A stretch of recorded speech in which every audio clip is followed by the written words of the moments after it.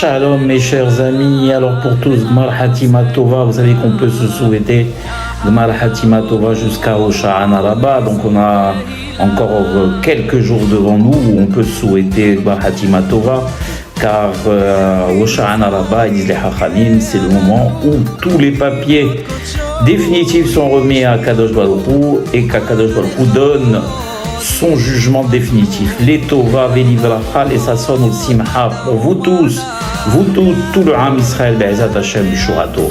Alors on se dirige joyeusement, si j'ose dire, vers la fête de Sukkot, cette merveilleuse fête de Sukkot, plus communément appelée fête des cabanes. Je voudrais justement, via cette fête, cette merveilleuse fête de Sukkot, qui est la fête de la Simha, on passe de la Yira, donc de la crainte des Yamim Noraim, de Rosh Hashanah, du Yom Kippourim, on passe vers la Simha, vers la Ahava. Vous savez qu'il y a deux façons de servir à Kadosh Baruch Hu. Il y a la façon qui est celle de le servir par la crainte du châtiment, la crainte de Dieu, qui est une façon, on va dire, halvaï, qu'on arrive tous à le servir de cette manière, mais il y a encore une meilleure façon de le servir qui outrepasse la première façon, qui est celle de le servir dans la Ahava. Servir à Kadosh Baruch Hu, non pas parce qu'on le craint, mais parce qu'on l'aime. Sukkot, justement, c'est la fête de la Ahava, la fête où on se retrouve avec Kadosh Baruch Hu, mitahat la Souka, qu'on appelle dans le Zohar Tzila Demhemnuta, c'est-à-dire à l'ombre de la Emouna, car vous savez que les Hachamim nous demandent de sortir de nos habitations, Tse miderat keva, sors de ton habitation fixe et va vers l'habitation qui est éphémère, qui est celle de la Souka. Alors, qu'est-ce que ce message vient nous apprendre et comment peut-on le relier justement avec les événements terribles que vit Am Israël, que vivent donc les habitants d'Israël, que vit le peuple juif dans son ensemble, avec le fait qu'on soit attaqué de tous les côtés? Quel lien on peut faire avec tout cela? Déjà, il faut comprendre ce que veut dire Tsemi dirat keva, lech ladour les dirat ara, il sort de ton habitation fixe et va vers cette habitation éphémère, fragile, qui est la Souka. Est-ce qu'elle est si fragile qu'on le pense? Alors, si on regarde avec nos yeux, on va dire gashmi, matériaux, qui est loin de refléter la vérité, alors effectivement, nos appartements à nous confortables, avec un toit en béton et tout, peuvent nous paraître beaucoup plus sûrs qu'une habitation éphémère, c'est-à-dire l'habitation, cette souka qui est faite de branchages et qui, à la moindre tempête, peut s'effondrer. En réalité, ce n'est pas tout à fait vrai. Ce n'est pas tout à fait vrai. C'est vrai que Akadosh Baruch Hu nous a mis dans ce monde-là qui est un monde naturel pour justement qu'on se serve de ces matériaux pour pouvoir construire soit une maison en dur, soit une maison éphémère comme celle de la Souka. Mais ce que la Souka veut nous apprendre, ce que le Zohar nous dit, quand il nous dit « sors de ta demeure fixe, bétonnée et luxueuse pour venir me rejoindre, il dit à Kadosh Baruch Hu, dans cette demeure éphémère », il vient nous dire qu'en réalité, le seul qui protège, c'est Akadosh Baruch Hu. Et que si Dieu le décide, même sous une souka éphémère et fragile, eh bien, tu peux être plus protégé que sous un toit en béton armé. Et pour comprendre ça, justement, il y a, vous savez, dans le Talmud, une mahloket, donc une controverse entre Rabbi Eliezer Hagadol et son élève Rabbi Akiva sur la symbolique de la Souka. Pourquoi fait-on la fête de Sukkot et pourquoi construit-on des Sukkot? Eh bien, Rabbi Eliezer dit c'est en souvenir des colonnes de nuée. Et Rabbi Akiva dit, c'est Sukkot Mamash, ils ont dans le désert, ils ont construit ces cabanes dans lesquelles ils habitaient. On va s'attarder, nous, à ce que nous dit Rabbi Eliezer, puisque même Rabbi Akiva ne contredit pas Rabbi Eliezer. C'est juste deux points de vue. Rabbi Akiva, lui, met en avant justement l'action faite par l'homme. Rabbi Eliezer met en avant l'action réalisée par le divin, par Akadosh Baruch Hu. Mais c'est quoi ces colonnes de nuée? Ces colonnes de nuée, c'était des colonnes de nuée, comme vous l'entendez, des nuages qui entouraient le Ham Israël. Pas tout le monde pouvait être à l'intérieur, seuls les méritants pouvaient l'être. Et alors cette colonne de nuée, qu'est-ce qu'elle avait de particulier? C'est-à-dire que même les flèches qui étaient envoyées par les ennemis n'y pénétraient pas. En plus du fait que ceux qui étaient à l'intérieur ne sentaient pas la chaleur, que leurs vêtements étaient, toujours propres, qu'ils marchaient quand ils marchaient, malgré le fait qu'ils étaient dans le désert et qu'il y avait des montées, des descentes, ils ne ressentaient rien, comme un tapis roulant. La particularité première de ces colonnes, c'était de protéger des flèches des ennemis. Comment de la nuée, de la buée, peut protéger des flèches ennemies. D'ailleurs, j'ouvre une parenthèse, je vais la refermer, quand les colonnes de nuée qui étaient srout à Aaron, grâce au mérite d'Aaron et à la mort de Aaron ont disparu, tout de suite on voit dans le texte que Amalek s'est attaqué aux enfants d'Israël. Eh bien, Akadosh Baruch Hu, s'il décide de nous protéger, eh bien, la colonne de nuée suffira amplement à nous protéger comme une habitation en béton armé. En réalité, ce n'est pas ce que veut nous apprendre la fête de Sukkot. Et c'est extraordinaire ce message. C'est que ce n'est pas l'habitation qui protège, ce n'est pas le béton armé qui protège, c'est Akadosh Baruch Hu qui protège. Et que ce soit sous une souka éphémère ou que ce soit sous du béton armé, eh bien c'est par la volonté d'Akadosh Baruch Hu qu'on est protégé. Bien sûr, vous me direz, alors dans le monde naturel dans lequel Akadosh Baruch Hu nous a mis, eh bien on est obligé de mettre du béton armé sous nos têtes. Mais ce que veut nous apprendre Sukkot, c'est de voir clairement. Akadosh Baruch Hu te demande, sors de cette habitation luxueuse où tu penses que tu es protégé par les matériaux qui t'entourent et viens réellement voir sous la souka, Tzila Demhemnuta, que c'est moi et moi seul qui te protège. Alors comment on peut relier ce message extraordinaire de la fête de Sukkot avec les événements que le Ham Israël vit? Vous savez que ce monde-là, malheureusement, on l'appelle Olam Milachon He'elem. Olam, qui veut dire monde, mais en même temps qui veut dire dissimulation. He'elem en hébreu, ça veut dire dissimulation. Qu'est-ce que ce monde nous dissimule? Alors, ce monde merveilleux, magnifique, parce que c'est un monde merveilleux et magnifique, fait de montagnes, fait de rivières, fait d'une nature extraordinaire, fait d'actions et de réactions, fait du fait qu'on peut manger à la fin du mois parce qu'on a travaillé, nous dissimule qu'Akadosh Baruch Hu est derrière tout. Akadosh Baruch Hu est derrière la nature, Akadosh Baruch Hu est derrière la parnassa, Akadosh Baruch Hu il est derrière la longue vie, Akadosh Baruch Hu il est derrière nos réussites, Akadosh Baruch Hu il est derrière les victoires des armées, les victoires de Tzahal.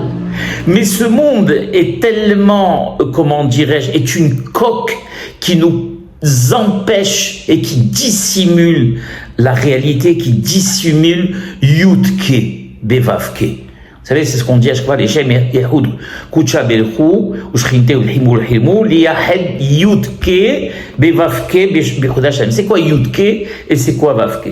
Alors, les deux premières lettres Yudke, c'est justement les mondes supérieurs. Et Vavke, ce sont les mondes inférieurs, le monde dans lequel nous évoluons. Et donc, pourquoi on demande justement d'unir les mondes supérieurs Yudke avec Vavke, c'est-à-dire qu'on prie à Kadosh Baruch Hu qu'on puisse voir de manière non dissimulée, de manière éclatante sa toute-puissance. Et qu'on écarte tous ces voiles qui nous empêchent de le voir. D'accord? Alors, par rapport aux événements que nous vivons aujourd'hui, comment on arrivera justement à cela? Pour pouvoir comprendre, on va revenir un petit peu à un événement qui s'est passé des milliers d'années auparavant, à l'époque d'Esther. Pourquoi, premièrement, Mordechai a demandé à Esther de ne pas donner son peuple, l'origine de son peuple, et qu'elle était juive? Et la deuxième chose, pourquoi elle invite Aman? Le peuple juif n'avait-il pas assez peur et assez de peine pour qu'elle lui inflige ça en plus? Eh bien, la raison est que Am Israël, si ça n'avait pas été le cas, aurait pu dire on a une sœur qui est au palais, on peut compter sur elle, elle pourra peut-être annuler la xéra de Haman, et nous on va prier, mais bon, on pourra compter sur l'aide d'Esther. Peut-être que les prières n'auraient pas atteint les cieux comme ils ont atteint les cieux. Ils ont déchiré les cieux pour qu'Akadosh Baruch Hu décide d'annuler la xéra de Haman et de faire pendre Haman. Pourquoi encore une fois enlever toutes les illusions du Ham Israël? La première des choses, Assuérus, Ahashvérosh ne savait pas que Esther était juive. Pourquoi? Eh bien, pour la bonne raison que il n'a pas agi de la sorte parce que Esther était juive, mais parce que c'est Dieu qui l'y a obligé. D'accord? Parce qu'on aurait pu dire, s'il il a fait pendre Haman et qu'il a fait annuler toute la xéra, c'est peut-être parce qu'il aimait Esther, et donc c'est peut-être par amour pour Esther. Non. Il ne connaissait pas l'origine d'Esther, et donc s'il a fait, c'est par la toute puissance de Dieu. Et la deuxième chose, c'est qu'Esther invite Haman, alors tout le peuple juif s'est dit, même notre sœur sur laquelle on pouvait compter, eh bien elle-même, elle s'allie à nos ennemis, on n'a plus aucun espoir. Le seul espoir que nous avons, c'est de nous tourner vers Akadosh Baruch Hu. שאין לנו על מי להישען, אלא על אבינו שבשמיים. Je suis un piètre chanteur, mais vous avez compris, on dit dans cette chanson, fils et fils de croyants. Et on n'a personne sur qui s'appuyer en dehors de Avinu Sheba Shamaim, Hakadosh Baruch Hu Itale Shemolad. Et comment on arrive à cette situation où on est déchiré comme le Ham Israël avait derrière lui les chars de Pharaon et devant lui la mer rouge, et Vaïzaku El Adonai Batsal Lahem Mimetsukotehem Yoshen. C'est quand on atteint les tréfonds justement de la peur et qu'on n'a plus personne vers qui se tourner, et qu'on se lève les yeux vers le ciel et qu'on dit à Kadosh Baruch Hu, sauve-nous, alors Akadosh Baruch Hu intervient.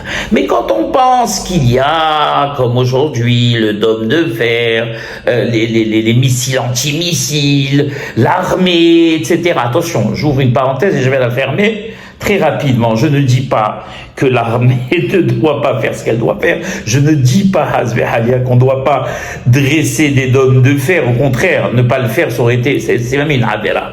Mais savoir qu'en réalité, si chaque missile antimissile touche un drone ou touche un missile hostile, c'est parce que c'est Dieu qui l'a décidé. Et qu'en réalité, si on était des grands croyants, comme à l'époque de la sortie d'Égypte, ou comme Rabbi Akiva, ou comme Baba Saleh, tenez-vous bien, on n'aurait pas eu besoin de dômes de fer, on aurait eu besoin de rien du tout. On aurait eu qu'Akadosh Baruch Hu, et comme à l'époque, vous vous rappelez, quand il y a eu les scuds de Saddam Hussein, il n'y a pas eu un seul missile, et il n'y avait pas le dôme de fer à l'époque, qui a fait une seule, je crois qu'il y a eu la seule victime, je crois que c'était un malaise cardiaque. Et qu'est-ce que fait Akadosh Baruch Hu pour nous pousser à le savoir? Alors, ce qu'il nous fait à l'heure actuelle, c'est-à-dire que ce qu'on pensait comme étant nos alliés nous laisse tomber les uns après les autres. Au début, alors on trouvait des excuses, soi-disant, pour ne pas qu'on attaque Gaza. Après on est passé par les pièces détachées de certaines choses, pas toutes. Après, on va passer à l'embargo sur toutes les pièces détachées. Demain, on nous enlèvera aussi notre défense. Au début, c'était que les pays du tiers-monde qui, eux, ne nous ont jamais aimés. Donc on s'est dit, bon, mais il vote de toutes les façons, toutes les résolutions, je crois qu'il y a 150 ou 120 résolutions par an qui sont votées contre Israël. Donc on tenait pas compte. Mais après, on a commencé à voir la Hollande, qui a décidé, elle aussi, de ne plus nous vendre des pièces. Après, on est passé par l'Angleterre, qui, elle aussi, a décidé d'enlever certaines licences. Après, on a pensé que Macron, qui était... bon, on va voir plus ou moins conscient qu'Israël devait se défendre, lui aussi s'est joint à la partie, l'Italie, et bien sûr les États-Unis qui régulièrement nous font du chantage. Pourquoi tout cela? Eh bien justement pour qu'on perde nos illusions et qu'on sache qu'en réalité ce n'est ni les États-Unis, ni le dôme de fer, ni toutes les puissances du monde entier qui nous protège, eh bien, Akadosh Baruch Hu. Et si on était réellement des croyants, Bothim Bachem à 100%, comme David Ameler, ou comme Hiskia Ameler, qui, quand il y a eu Sanheriv, le roi d'Assyrie qui avait entouré Jérusalem, il y avait des millions de soldats, Rabotai, des millions de soldats. Vous savez, quand ils ont traverser le Jourdain pour rentrer en Israël, il y avait tellement de soldats que le Jourdain a été asséché. Vous imaginez un petit peu. Et des millions de soldats autour de Jérusalem, et Hiskia, un petit roi, avec une toute petite armée, qu'est-ce qu'il aurait pu faire contre eux? Vous savez ce qu'il a dit à Kadosh Baruch Hu? Il a dit, Ribono shel olam, tu as dit que si la Torah était appliquée en Israël, aucune épée ne pourra traverser ton pays. Dans mon royaume, il n'y a pas un endroit où la Torah n'est pas présente. Le plus petit de mes enfants connaît la halakha aussi bien que le plus grand des Talmidei Hachamim. Donc moi, je vais retourner sur mon lit dormir et toi, fais ce que tu as promis.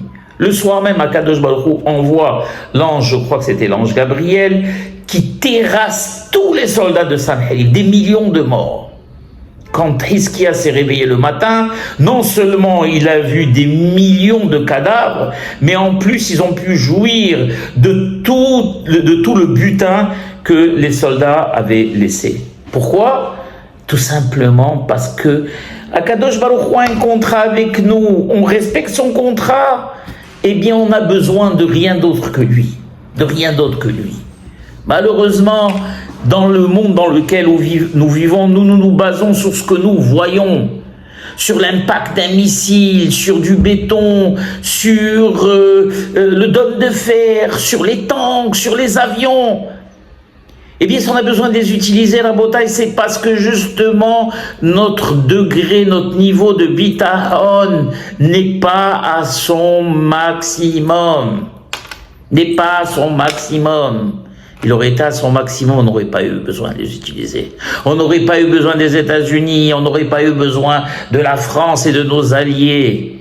Vous savez que à Sukkot, il y a une Haftara qui est celle de Gog ou Magog, cette fameuse guerre de la fin des temps, où le monde entier, toutes les nations du monde, les rois de Gog et Magog vont se réunir pour envahir Eretz Israël. Et Akadosh Baruch Hu va envoyer, si Dieu veut, son Mashiach, et il va terrasser tous ses ennemis. Vous savez, parmi ses ennemis, un des rois les plus puissants, qui s'était justement, qui encerclait Eretz Israël, eh bien c'était le roi perse. Ça vous rappelle rien? Perse antique, c'est l'Iran actuel. Je suis ni Navi, ni fils de Navi. Et vous savez, j'aime pas voir tous ces rabbins que j'appelle 2.0 qui sont toujours là à dire, ça y est, dans 20 jours il y aura ça, ça y est, dans le truc. Non, moi je ne fais aucune prévision. Je ne sais rien. Moi je m'attelle seulement à vous dire que cette fête de Sukkot, il y a une Haftara qui s'appelle l'Haftara qui parle de la guerre de Gog ou Magog. Et c'est peut-être pas un hasard s'il y a cette Haftara, et à ce moment précis où justement les tensions sont les plus grandes entre l'Iran et Israël. qu'Akadosh Baruch Hu nous en préserve d'une guerre mondiale, Hamana. C'est ma prière à moi de tous les jours. À part si Haba le Orgecha Shkem le Orgo. C'est ça le message de Sukkot, Rabotai. C'est ça, c'est l'occasion de sortir de notre vision matérielle, bétonnée, et d'aller rejoindre Hakadosh Baruch Hu. Et comment on ressent le plus Hakadosh Baruch Hu, et le mieux, c'est quand il n'y a plus de mehitzot, quand il n'y a plus de cloisons.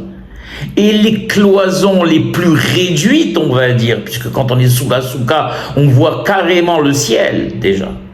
Eh bien, c'est sous la soukha. Rejoins-moi, Hakadosh Baruch Hu, il te dit, sous la soukha.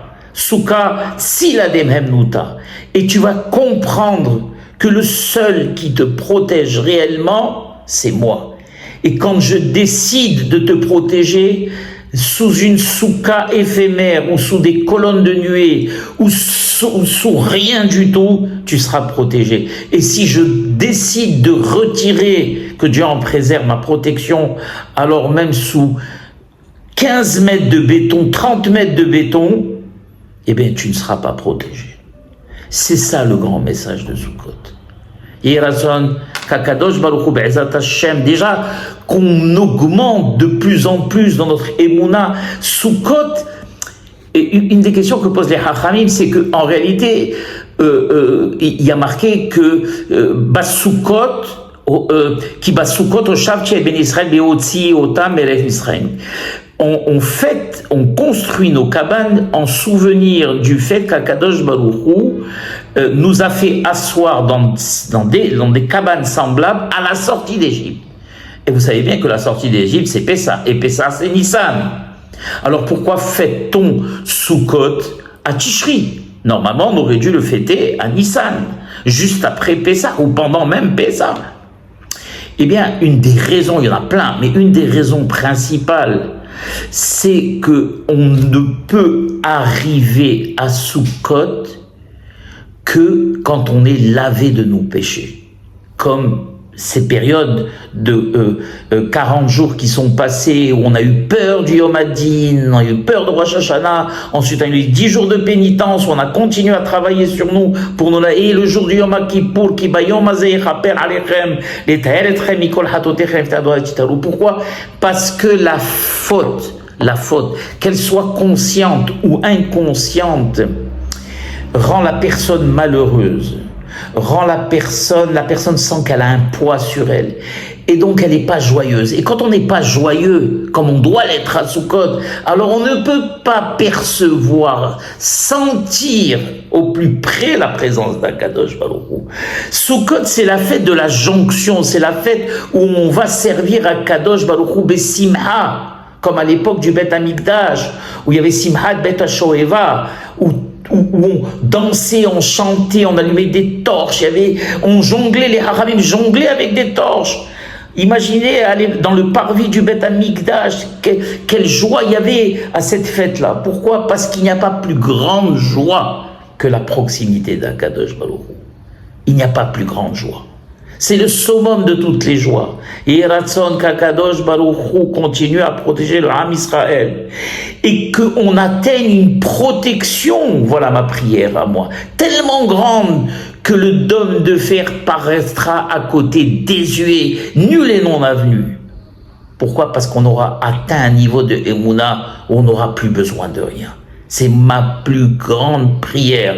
Et pour ça, on ne peut pas l'obtenir facilement. Il faut travailler dur la bataille pour arriver à cela. Et j'ai confiance en nous tous pour que, Be'ezat Hashem, on y arrive. Voilà mes chers amis, j'espère que ce petit cours vous aura fait voir la fête de Sukkot sous un autre aspect et que, Be'ezat Hashem Ushuato, on travaillera pour l'atteindre. Amen ve Amen.